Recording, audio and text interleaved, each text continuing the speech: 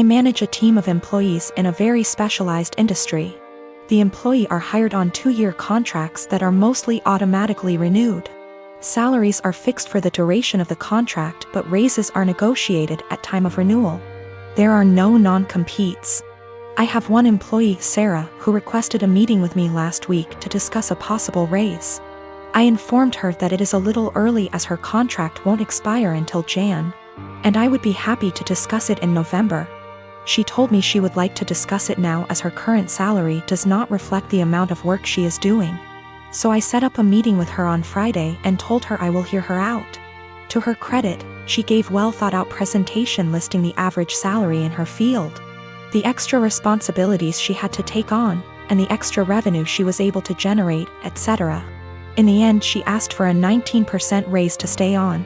This was a substantial jump, but I thought she made some good points and, with inflation being what it is, I can sell it to the managing partner that we are locking down a good employee for 2 more years. After the presentation, I told her I will just approve the raise and talk to the managing partner about starting her new contract early. Since the only things we are changing are the salary numbers, we can have the new contract ready for her to sign by Tuesday. She seemed very surprised that I did not try to negotiate and looked a little shell-shocked that the meeting was over so quickly. So anyways, I spent the entire weekend selling the raise to the partners and harassing legal to get the documents ready. However, when I gave her the documents to sign this morning, she asked for another meeting to discuss salary. She informed me that after doing more research over the weekend, her pay is still not reflective of all the work she is doing.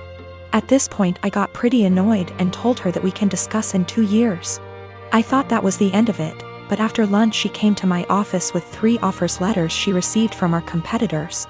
One in our city with a salary that is 2 to 3% higher, and 2 from other states that are 8 to 9% higher. She asks for the new salary to at least match the competitor in our city to stay. At this point I got very frustrated and told her that she is now free to work for our competitor, because her contract with us will not be renewed.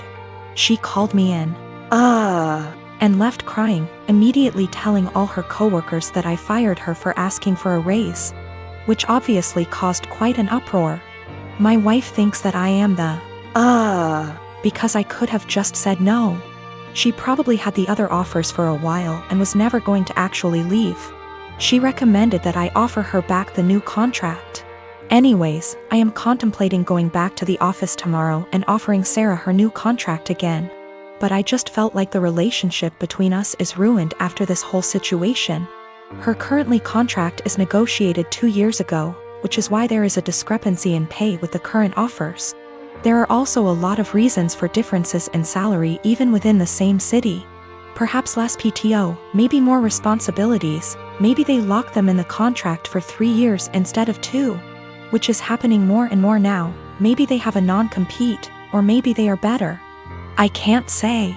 Her contract expires Jan, so she has plenty of time left at the company if she wants to finish out.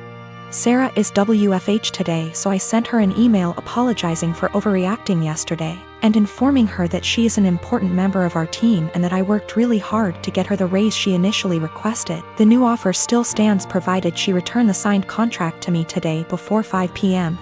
I would be happy to execute it immediately and get her sorted out before the next payment period. She emailed back also apologizing for her reaction yesterday and said that she enjoyed working here and feels like she really has an opportunity to grow. But she then ended the email asking if I would still be willing to reconsider upping the offer to match her other offer. At this point, I just can't even anymore.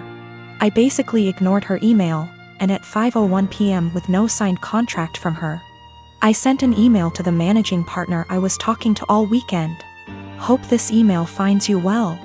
I am writing to inform you that Sarah has elected to decline the new contract as it is written. She has informed me that she received an offer from our competitor with a salary of XXX. I have attached a scanned document of the offer letter with this email for your convenience. She has requested that we match that salary to retain her services as our current offer is insufficient. As of right now, her contract expires January 22nd. Please advise on the next steps. My ex Rose and I have a son, Jason. He is 15 years old. We broke up when Jason was 5. Rose has Jason on weekends. Rose married her now husband when Jason was 10. Her husband has 2 children, they are 17 and 16 and live full-time with them. Jason has a few chores when he's with them and easily takes care of them, while his step-siblings don't do theirs and Rose take care of them. This has been the only point of contention between our son and her. He has talked with her and even went to therapy. It was when Jason was 12 when we switched days. We stayed like that for a year and a half, but since things never really got better, we went back to our initial agreement. The situation is still the same, and a year ago Jason came to me complaining about it. I had run out of things to say to him when it comes to this subject, so I threw almost the same pep talk my old man said to me when I was about the same age as him. I told him that I understand that it sucks. While they can't do anything, you can do everything. You can cook, clean, do well in school, drive, handle your own money, and you even know how to handle the bills, and I'm not counting the things you've learned from your grandparents and your uncle. I can send you to live alone right now like my old man did with me, an inside joke. And I wouldn't worry, because even if you don't know how to do them, you take the time to learn. You are already ahead of many kids your age, even ahead of some adults. Do your part, and as long as she doesn't make you do their chores, let your mother take care of it. Just focus on spending time with her the way you've been doing so far. The world is going to hit your step-siblings hard one day. Jason took it well, and things have been going well until yesterday. He went out with his mother, and when they returned, they found their house a complete mess. I don't know what they did, but it was bad enough that Rose snapped and finally forced them to clean the house. The kids tried to get Jason to help them because they were struggling, but he refused, claiming it wasn't his mess. They kept nagging him, and Jason told them that I was right. They are really useless. His mother asked him if I really said that. He said I didn't, but it can be summed like that.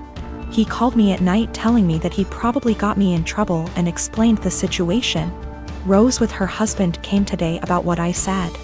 I told them that I never called them useless and explained what I said. But useless never leave their minds, and told me I'm an asshole and to stay out of their business. Rose and her husband comments were more about her kids, who I don't care, but when it comes to my son, of course I will. Jason wasn't standing there looking smug and calling them useless. He was in his room minding his business. The constant nagging and his mother's inability to stop them make him snap. That's when he called them useless. He knows he should ignore them or be more tactful, but I get it. His patience has limits just like everyone else. He apologized to his step-siblings before he came back to my house yesterday. He also apologized to me for kinda throwing me under the bus, but I told him it was unnecessary, everything cool between us. Why did he keep going to his mother? He wanted. Last year he was on the fence about going back, but after our talk, he finally accepted that his mother wasn't going to change, and he decided to work around that because he still wanted a relationship with her. Their relationship actually got better, but after what happened, their relationship is going to change. We have to wait if it is for better or for worse. Him and I talked, and he's still thinking about what to do, but he says that he'll probably do what he had planned last year. He will spend time with her but will not go to her house anymore. He's taking a few days to let things settle down, and then he'll let his mother know. She is not going to like it, but alas, she's not in a position to demand or ask. I'm a software engineer with a full-time job and a side hustle of doing freelance coding work in my own time. I've always been the type to have a side hustle I put a lot of my free time into. I get really bored sitting idle. My freelance hourly rates are $60 an hour, and at my full-time job, my hourly pay works out to about $40 an hour. So that's how I value my time. Anyway, over Christmas vacation, I was staying at my parents' house. My cousin was also staying over with her 3 young kids from Christmas to New Year's. I'd been planning on doing some work on my freelance projects when I had free time, in the mornings when my family had no plans. I wasn't in any rush. I was already ahead of schedule on them all, but I didn't really have anything else to do. It was in a really rural area, and it's like an hour drive to the nearest anything. Then my cousin and her husband asked if I could babysit all day for 3 days, so they could visit some friends in the area and hang out with just adults. I said I had planned on doing freelance work at the library, and she offered to pay me to babysit. I said I could if they got close to my freelance rates. She wanted a number, and although my freelance rates are $60, I didn't feel like that was right. It was high. But I didn't want to go too low. Honestly, babysitting 3 kids would be harder for me than the routine coding work I had for my freelance project. I don't know a lot about kids and I've never babysat for long, and I had a feeling it would be stressful and difficult.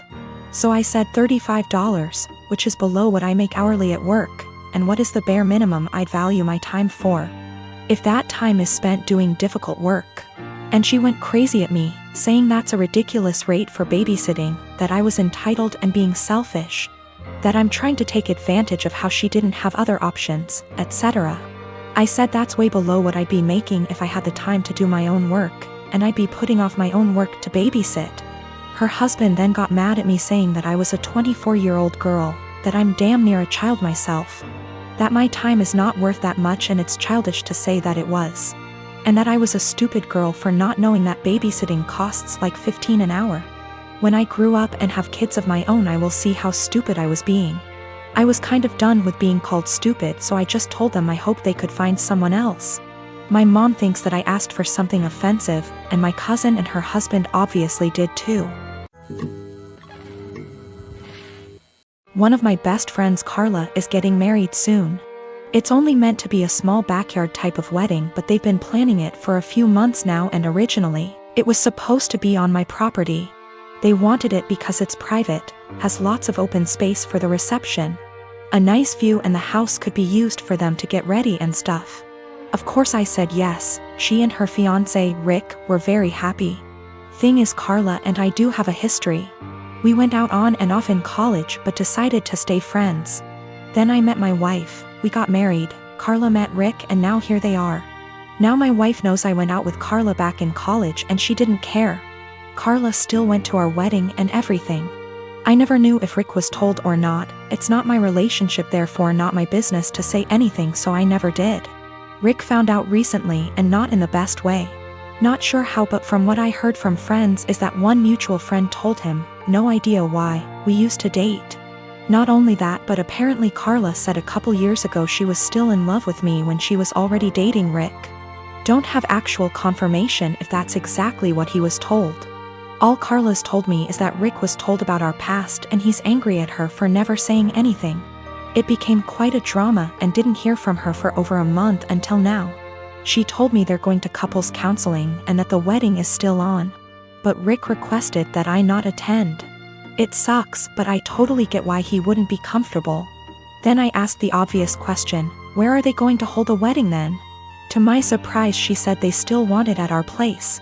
Rick said so too, and in my mind I'm going, he doesn't want the guy who dated his fiancée years ago at the wedding, but still wants the wedding at his house. My wife and I are expected to just not be at our home that weekend, and I told Carla no. They're going to have to find someplace else since we're not going to simply leave our home to them for the weekend. Not only for safety reasons, but it just doesn't make sense. Rick doesn't want me around because he's not comfortable, but is comfortable enough to have their wedding at my house. They really want their wedding here though, and because of that I've been bugged by not only her but also Rick, and some friends who think I'm being a petty asshole for not letting them have the wedding here anymore. Honestly, don't think that I am. It just doesn't make sense at all to have to leave our own place for a wedding we're no longer welcome to, and leaving our home totally vulnerable. Still, being accused of sabotaging their wedding, and Rick believes it's the least I can do after everything.